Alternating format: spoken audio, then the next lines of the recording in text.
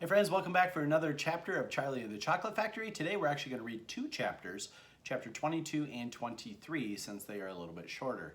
Where we left off last time, Violet Beauregard did not listen to Mr. Wonka, and she grabbed the piece of chewing gum and started chomping away and ended up turning into a giant blueberry. So she got rolled away to the juicing room where the Oompa Loompas were going to squeeze all the blueberry juice out of her. We are now at chapter 22 called Along the Corridor. Well, well, well, sighed Mr. Wonka. 2 naughty little children gone, 3 good little children left. I think we'd better get out of this room quickly before we lose anyone else. But Mr. Wonka, said Charlie Bucket anxiously, will Violet Beauregard ever be all right again, or will she always be a blueberry? They'll dejuice her in no time flat, declared Mr. Wonka. They'll roll her into the dejuicing machine, and she'll come out just as thin as a whistle. But will she still be blue all over? Asked Charlie. She'll be purple, cried Mr. Wonka. A fine, rich purple from head to toe. But there you are. That's what comes from chewing disgusting gum all day long. If you think gum is so disgusting, said Mike TV, then why do you make it in your factory? I do wish you wouldn't mumble, said Mr. Wonka. I can't hear a word you're saying. Come on, off we go. Hurry up, follow me. We're going into the corridor again. And so saying, Mr. Wonka scuttled across the far end of the inventing room and went out through the small secret door hidden behind a lot of pipes and stoves. The 3 remaining children, Veruca Salt, Mike TV, and Charlie Bucket, together with the 5 remaining grown-ups, followed after him.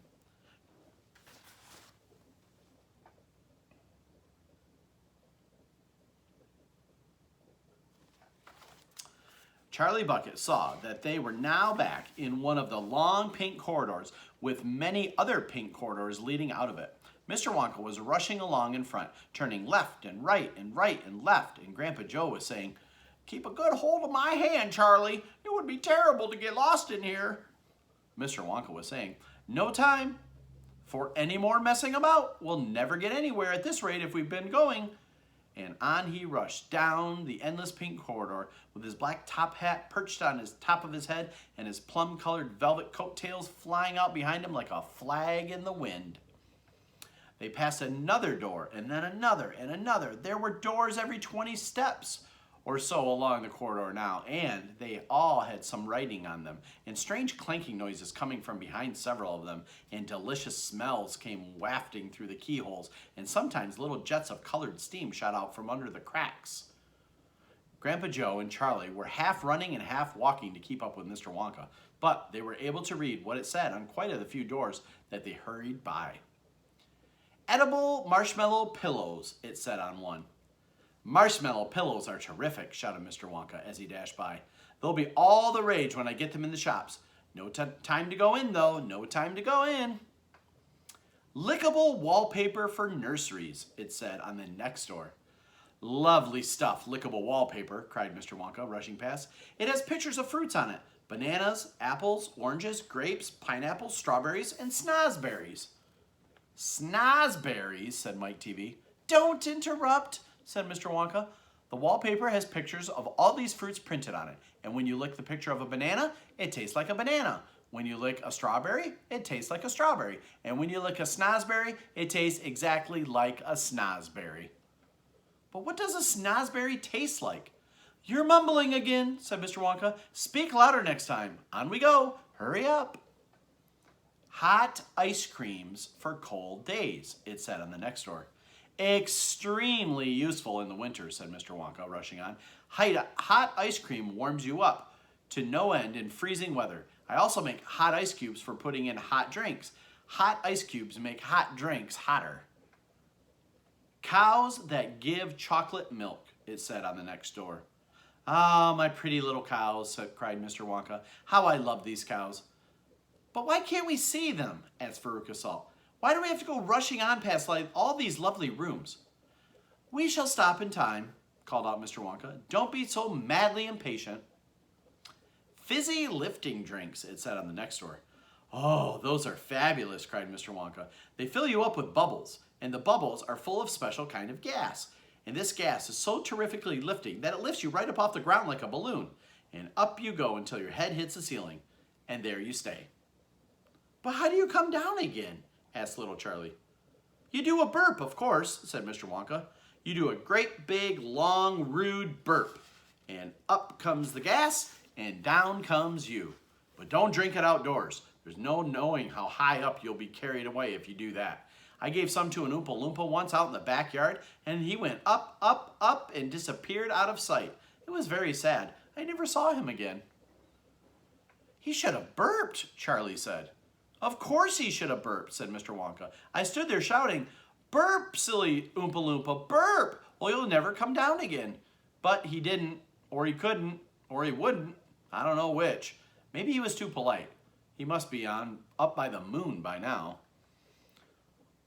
On the next door, it said, square candies that look round. Wait, cried Mr. Wonka, skidding suddenly to a halt.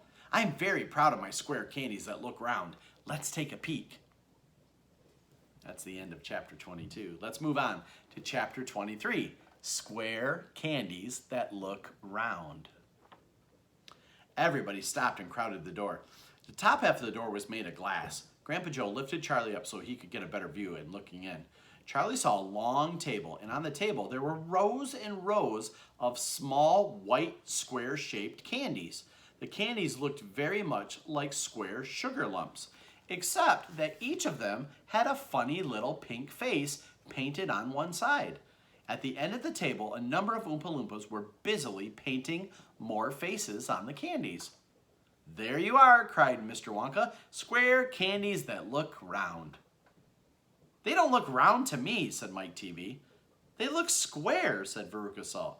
They look completely square.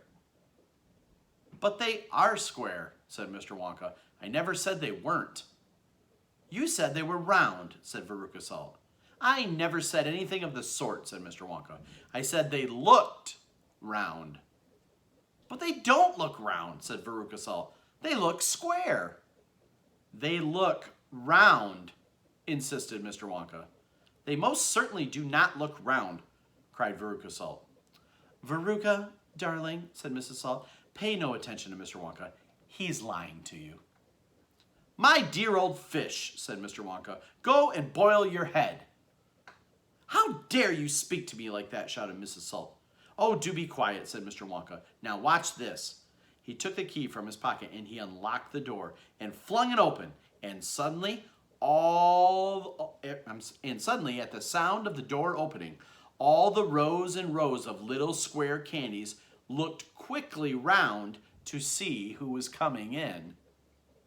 The tiny faces actually turned toward the door and stared at Mr. Wonka. There you are, he cried triumphantly. They're looking round. There's no arguments about it. They are square candies that look round. When he's saying they look round, they don't look round like the shape round. They look around, so they can actually turn their heads.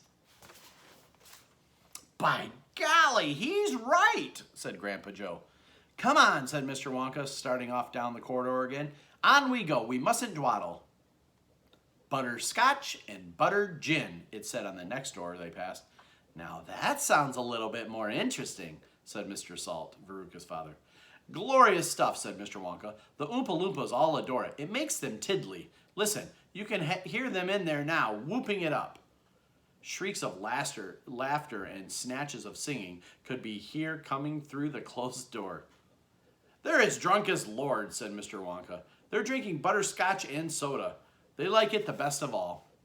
Buttered gin and tonic is also very popular. Follow me, though, please. We mustn't keep stopping like this. He turned left, he turned right. They came to a long flight of stairs. Mr. Wonka slid down the banister. The three children did the same. Mrs. Salt and Mrs. TV, the only woman now left in the party, were getting very out of breath.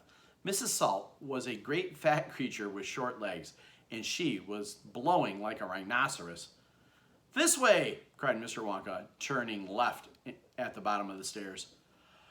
Go slower, panted Mrs. Salt. Impossible, said Mr. Wonka. We should never get anywhere in this time if we did. Get where? Asked Veruca Salt. Never mind you, said Mr. Wonka. You just wait and see. that's the end of chapter 23. Next time we will read chapter 24 called Veruca in the Nut Room. Remember, Veruca's dad works at a peanut factory, so he knows all about nuts. Let's see what happens. Thanks for listening.